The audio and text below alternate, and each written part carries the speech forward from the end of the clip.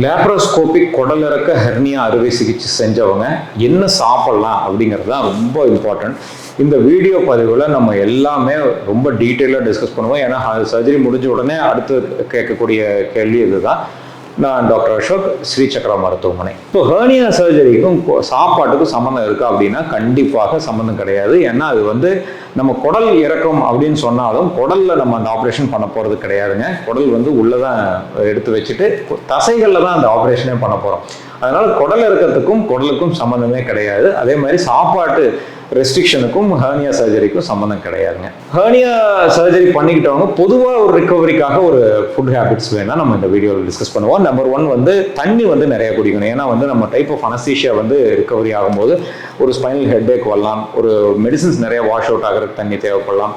நல்ல ஹைட்ரேஷன் இருந்தாலே ஒரு வூண்ட் ஹீலிங் நல்லா இருக்கும். அதனால தண்ணி மினிமம் ஒரு 2 to 3 லிட்டர்ஸ் தண்ணி கம்பல்சரி எடுத்துக்கிறது ரொம்ப மிக முக்கியம்.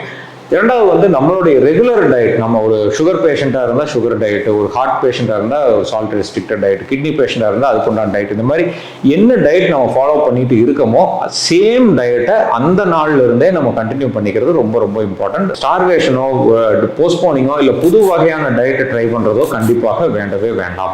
மூன்றாவது முக்கியமானது நார்மல் புரதச்சத்து அதிகமாக இருக்கிற உணவுகள். எந்த வூண்ட் ஹீலிங்காக இருந்தாலும், இந்த ஹெர்னியாவும் ஒரு டைப் ஆஃப் வூண்ட் தான் உள்ள ஏற்படுத்த போகுது. அந்த காயங்கள் நல்ல சீக்கிரமா ஆடுறதுக்கு புரதம் தான் ரொம்ப முக்கியமானது.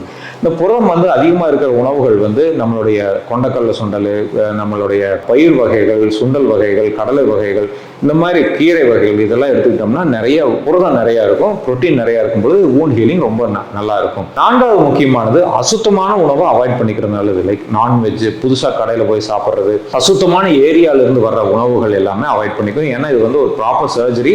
இதனுடைய ரிகவரி இருக்கும்போது நம்மளுக்கு ஒரு சளி பிடிக்கக்கூடாது, காய்ச்சல் வரக்கூடாது, இந்த மாதிரியான லூஸ் மோஷன் போகாமல் இருக்கிறது, யூரினரி இன்ஃபெக்ஷன் வராமல் இருக்கிறது, இந்த மாதிரி எக்ஸ்டர்னல் இன்ஃபெக்ஷன் ஆகாமல் தடுக்கிறதுக்காக ஹெர்னியா சர்ஜரி பண்ணிக்கிட்டதுக்கப்புறம் ரொம்ப கிளீனான டயட் மெயின்டைன் பண்ணிக்கிறது ரொம்ப முக்கியமானது. ஐந்தாவது முக்கியமானது ஹெர்னியா சர்ஜரி பண்ணதுக்கப்புறம் நார்ச்சத்து மிக்க உணவுகள் நிறைய எடுத்துக்கிறது ரொம்ப முக்கியம். என்ன ரீசன் அப்படின்னா அதாவது மலச்சிக்கல் ஏற்படாமல் நம்ம ரிகவரி ஃபேஸில் பார்த்துக்கணும். ஏன்னா மோஷன் போய் நம்ம உட்காந்து ரொம்ப ஸ்ட்ரெயின் பண்ணி முக்கும் பொழுது அந்த ஹெர்னியாவும் சேர்ந்து வீக்னஸ் ஆகி ரிப்பீட் வர்றதுக்கான வாய்ப்புகள் இருக்குங்க. அதனால ஹெர்னியா திரும்ப வராமல் ப்ரிவென்ட் பண்ணுறதுக்காக மோஷன் ஃப்ரீயாக போகணும். அதனால நார்ச்சத்து அதிகம் உள்ள உணவு வகைகள் எடுத்துக்கிறது மிக முக்கியம். ஸோ இந்த வீடியோ பதிவு கண்டிப்பாக பயனுள்ளதாக இருக்கும். ஆரோக்கியமான வாழ்க்கை வாழ அன்பு வாழ்த்துக்களுடன் டாக்டர் அசோக்.